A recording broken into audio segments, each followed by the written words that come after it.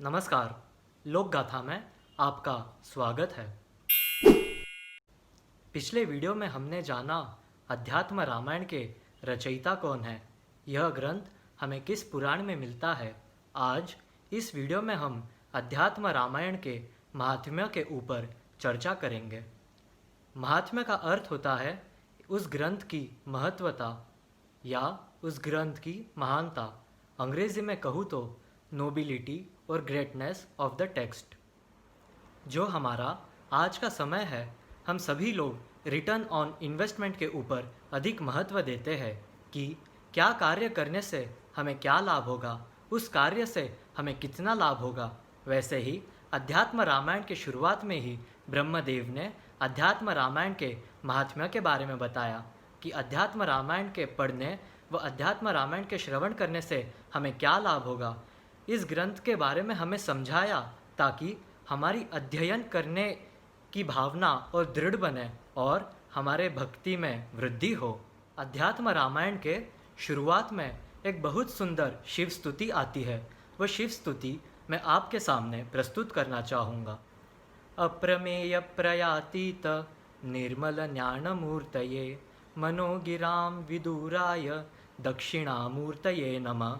अर्थात जो प्रत्यक्षादि प्रमाणों से परे, त्रिगुणातीत, मलहीन, ज्ञान स्वरूप और मन, वाणी आदि के अविषय है, उन दक्षिणामूर्ति भगवान सदाशिव को मेरा नमस्कार है।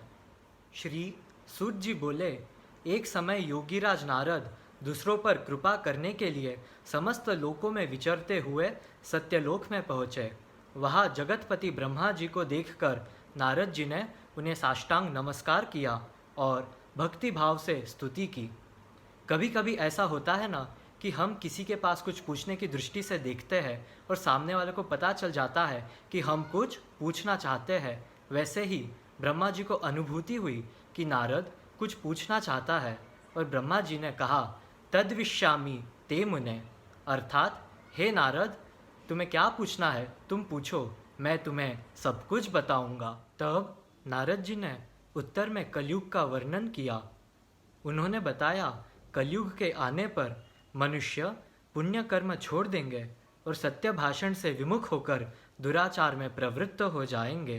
वे दूसरों की निंदा में तत्पर रहेंगे, दूसरों के धन की इच्छा करेंगे और पराई हिंसा करेंगे। तो इन नष्ट बुद्धियों का परलोक किस प्रकार सुधरेगा, मेरे इस चिंता का सुगम उपाय बताएं। ऐसा नारद जी ने ब्रह्मा जी को प्रश्न किया।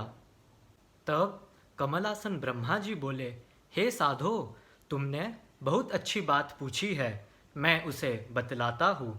पूर्व काल में भक्त वत्सला पार्वती जी ने श्री राम तत्व की जिज्ञासा से भगवान शंकर से विनयपूर्वक प्रश्न किया था। तब अपनी प्रिया से श्री महादेव जी ने जिस गूढ़ रहस्य का वर्णन किया था, वह उत्तम पुराण अध्यात्म रामायण के नाम से प्रसिद्ध हुआ। ब्रह्मा जी ने नारद जी को अध्यात्म रामायण के श्रवण व कीर्तन आदि से होने वाला फल का थोड़ा सा वर्णन कर बताया, जो शिवजी ने ब्रह्मा जी को बताया था। वर्णन कुछ ऐसा है।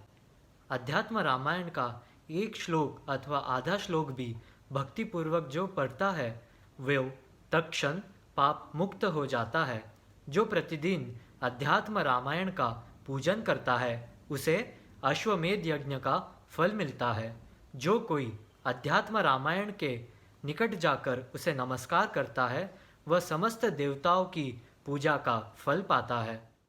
अब हम अध्यात्म रामायण के दो मुख्य अंगों पर प्रकाश डालेंगे। पहला है राम हृदय और दूसरा राम गीता। राम गीता से जुड़ी एक बहुत ही रोचक बात आपको बताना चाहूँगा। हम सब ये जानते हैं कि श्री परशुराम जी नारायण के कला रूप है, पर इसके पीछे की कथा बहुत कम लोग जानते हैं। आज मैं वो कथा आपको बताना चाहूँगा। यह उस समय की बात है जब सहस्रार्जुन के वध की इच्छा से जामदग्नि नंदन परशुराम जी धनुर्विद्या का अभ्यास करने के लिए श्री महादेव जी के पास रहते थे। उस समय राम गीता का अध्ययन करते हुए पार्वती जी से उन्होंने राम गीता को यत्नपूर्वक सुनकर और तुरंत राम गीता को हृदयंगम कर इसका पाठ करते करते वे श्री नारायण के कलारूप हो गए। स्वामी अखंडानंद जी सरस्वती कहते हैं, राम हृदय और राम गीता, इन दोनों में वेदांत का सार छिपा है। हमारा धर्म केवल कथा और कहानियों पर आश्रित नहीं है, इसके भीतर एक अनुभूति है, एक दर्शन है। ये मिथोलॉजी नहीं है। राम गीता और राम हृदय ये दोनों अध्यात्म रामायण के महत्वपूर्ण अंग है, जिसके पाठ से ही कई पापों से मुक्ति मिलती है। यहाँ पर हम अध्यात्म रामायण के महात्म्य को समाप्त करते हैं। अगले वीडियो में हम राम हृदय के बारे में जानेंगे। आशा है आपको यह वीडियो अच्छा लगा हो तो लोक गाथा को लाइक, सब्सक्राइब और शेयर करना न भूलें। धन्यवाद।